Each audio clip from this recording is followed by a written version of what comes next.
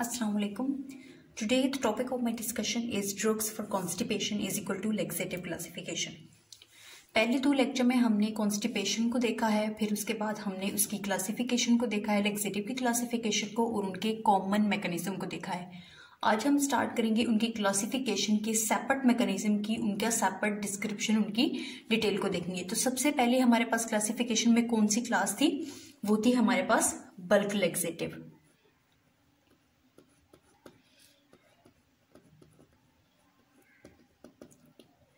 कुछ किताबों में देखें तो ये हमें बल्क लेक्सेटिव के नाम पर मिलते हैं और कुछ किताबों में हमें ये तो बल्क परगेटिव के नाम पर मिलते हैं। तो इनको बल्क परगेटिव कब कहेंगे और बल्क लेक्सेटिव कब कहेंगे, उसमें क्या है कि जब हम पहले लेक्चर में मैंने आपको बताया था कि जब स्मॉल डोज होती है तो उसको हम क्या कहते हैं, लेक्सेटिव, और उनका माइल्ड एक्शन होता है। और जब हम उसी टैबलेट की या जो भी फॉर्मुलेशन है उसकी लार्ज डोज यूज करते हैं तो उसको हम क्या कहते हैं, परगेटिव, और उनका स्ट्रॉन्ग एक्शन होता है। मतलब क्या है, जब स्मॉल डोज होगी तो हमारे पास वो क्या कहलाएंगे, लेक्सेटिव, और उनका जो है वो माइल्ड एक्शन होगा। और जब हमारे पास जो है वो हम लार्ज डोज यूज करेंगे उसी फॉर्मुलेशन की तो वो हमारे पास आ जाएगा परगेटिव। अब लेक्सेटिव जो है वो कैसी ड्रग्स होती हैं? लेक्सेटिव वो ड्रग्स होती हैं जो कि वाटर को एब्जॉर्ब करके इंटेस्टाइन से और जीआई ट्रैक्ट से स्वेल हो जाती हैं, और उनकी स्वेलिंग की वजह से, उनकी लार्ज साइज होने की वजह से जो है वो फीकल मैटर को एक्सपेल करती हैं आगे की तरफ। तो जो कॉन्स्टिपेशन का मेन काज था कि वो ड्राई हो जाते हैं, हार्ड हो जाते हैं, उनकी एलिमिनेशन जो है वो डिफिकल्ट हो जाती है। तो लेक्सेटिव्स को यूज करके हम जो है वो फीकल मैटर में वाटर के कंटेंट को इंक्रीज कर देते हैं, जिसकी वजह से उसकी एक्सपेल्शन जो है वो इजी हो जाती है। तो ये कौन सी ड्रग्स हैं जो कि स्वेल हो जाती हैं, एब्जॉर्ब करने के बाद वाटर को, फीसिस को एक्सपेल करने में हेल्प आउट करती हैं और उसकी जो है कॉन्स्टिपेशन की प्रॉब्लम को खत्म करती हैं। तो जैसे हमने पिछले लेक्चर्स में देखा था, तो ये कोई जो है वो कोई रिसेप्टर, इनका मैकेनिज्म नहीं है, इसमें कोई रिसेप्टर्स जो है वो इन्वॉल्व नहीं है। ये जो है एक कॉमन जो है वो फिजिकल एक प्रोसेस है।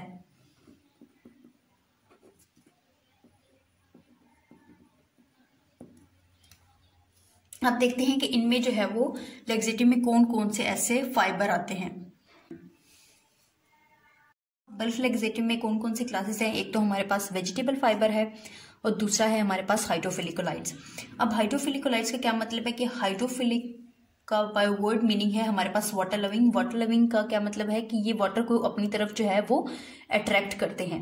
और कोलाइडल का मतलब क्या है कि इस्पागोल जो है वो एक कॉमन बल्क लेक्सेटिव है जो कि हम नॉर्मली यूज करते हैं। तो आप सबने देखा होगा जब उसको वाटर में डालते हैं और कुछ देर के बाद देखते हैं तो उसकी बहुत सी विस्कस कंसिस्टेंसी हो जाती है और म्यूसिलेजिनियस हो जाता है। इसकी वजह से इसको क्या कहते हैं, हाइड्रोफिलिक कोलाइड्स, वो कोलाइड जो कि वाटर को अट्रैक्ट करते हैं अपनी तरफ। अब बल्क लेक्सेटिव का एक्शन क्या है? इनमें दो जो हैं वो फीचर्स हैं इनके। एक तो ये स्टूल के वॉल्यूम को इंक्रीज कर देते हैं, दूसरा उसके विस्कोसिटी को जो है वो डिक्रीज कर देते हैं। वॉल्यूम को इंक्रीज कर देते हैं, उसमें वाटर के कंटेंट को इंक्रीज करके, और विस्कोसिटी को जो है वो डिक्रीज कर देते हैं। इन दोनों एक्शंस की वजह से रिजल्ट क्या होता है, हमारे पास स्टूल का जो साइज है वो लार्ज हो जाता है और वो सॉफ्ट हो जाता है।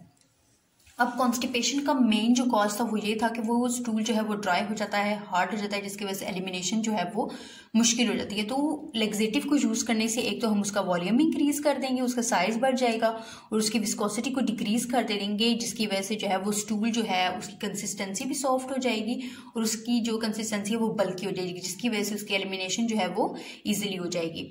अब एग्जाम्पल में क्या है, हमारे पास ब्रेन है और इस्पागोल है। अब एक डायग्राम के थ्रू जो है वो हम इसके मैकेनिज्म को अंडरस्टैंड कर लेते हैं। ये हमारे पास जो ब्लू शो किए गए ये वाटर के मॉलिक्यूल्स हैं, जो ग्रीन में है वो हमारे पास इस्पागोल है, और जो रेड है वो हमारे पास स्टूल है।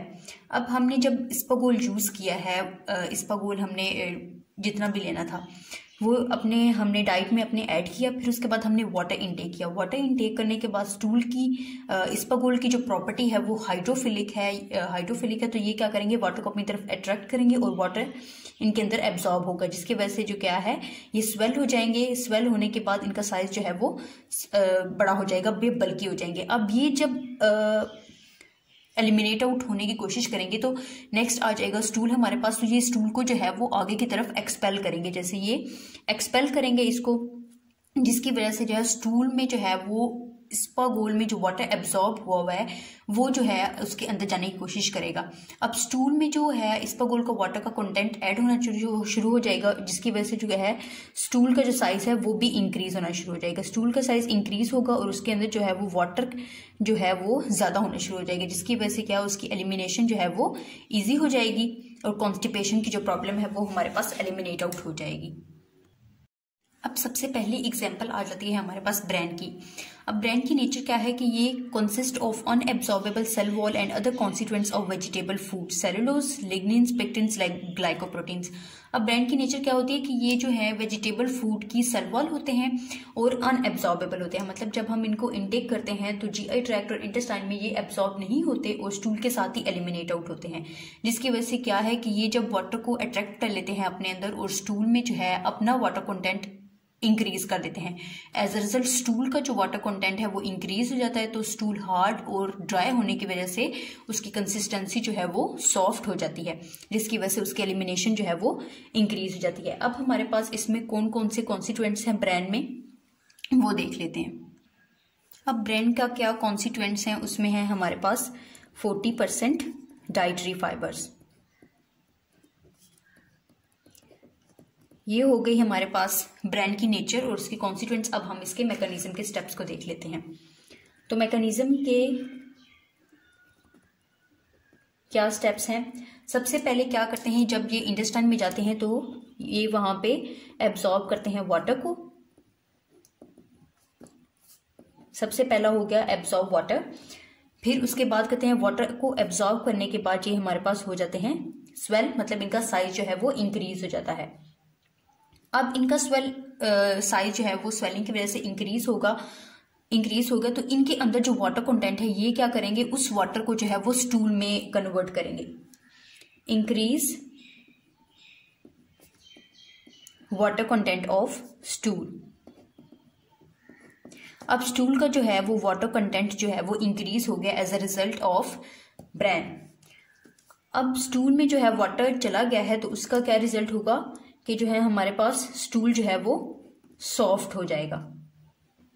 सॉफ्ट स्टूल होने की वजह से क्या है कि जो हमारे पास कंट्रैक्शन है, प्रोपल्सिव एक्टिविटी है वो हमारे पास इंक्रीज हो जाएगी। तो ये क्या, इसको हम कहेंगे फैसिलिटेट कोलोनिक ट्रांजिट।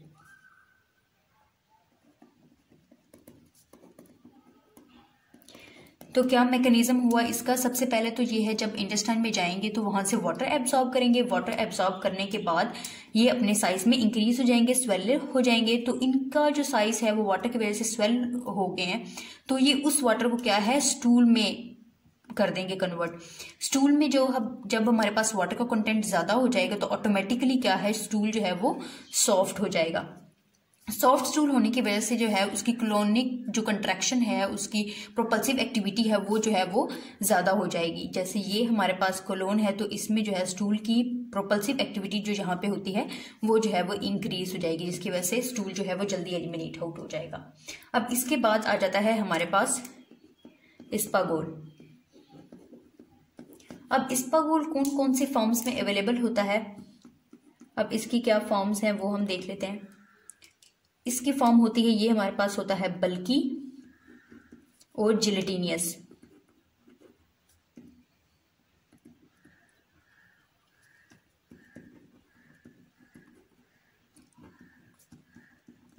अब इस्पागोल का हमने बहुत ज्यादा जिक्र किया है कि वो जब वाटर में एब्जॉर्ब हो जाता है तो उसकी जो फॉर्म है, उसकी कंसिस्टेंसी है वो बल्कि हो जाती है, जिलेटिनियस हो जाती है और मिसलेजिनियस होती है। सेकेंडली क्या है उनका वर्क क्या है कि हमारे पास जो है वो उनकी फर्मेंटेशन बहुत होती है। फर्मेंटेशन होती है कोलोन में, जिसकी वजह से क्या है कि इंक्रीज कर देते हैं बैक्टीरियल मैस को। बैक्टीरियल मैस इंक्रीज होने की वजह से, बेनिफिशियल बैक्टीरिया इंक्रीज होने की वजह से स्टूल का जो है सॉफ्ट हो जाता है, उसकी कंसिस्टेंसी जो है वो सॉफ्ट हो जाती है। ये हमारे पास इस्पागोल जो है वो हमारे पास एक नेचुरल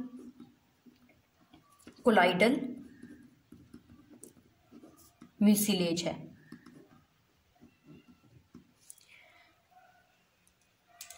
अब इनका क्या काम था कि ये है, इन्होंने फर्मेंटेशन कराई, फर्मेंटेशन हुई कोलोन में, जिसकी वजह से हमारे पास क्या हुआ है, बैक्टीरियल मैस इंक्रीज हो गया है।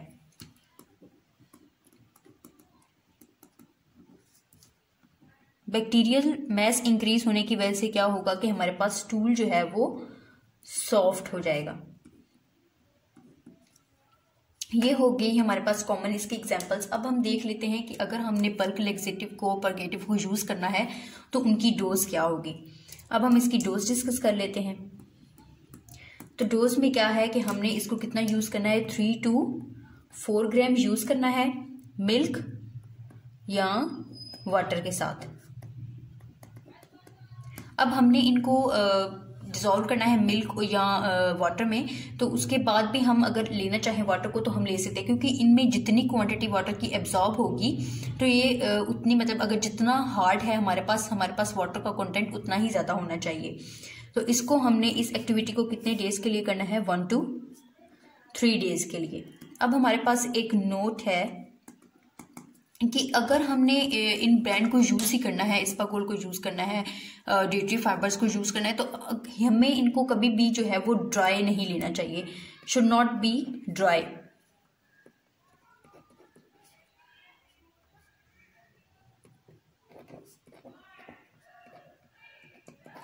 अब इसका क्या है कि इसमें क्या पीछे रीजन है कि अगर हम इनको ड्राई ले लेंगे तो इनको लेने का फायदा ही क्या है।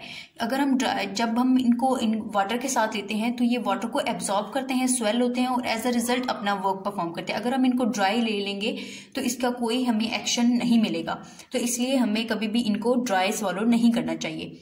ये हो गया हमारे पास बल्क लेक्सेटिव का और परगेटिव का मैकेनिज्म ऑफ एक्शन। इंशाल्लाह सेकंड वीडियो में हम स्टूल सॉफ्टनर के मैकेनिज्म को डिस्कस करेंगे।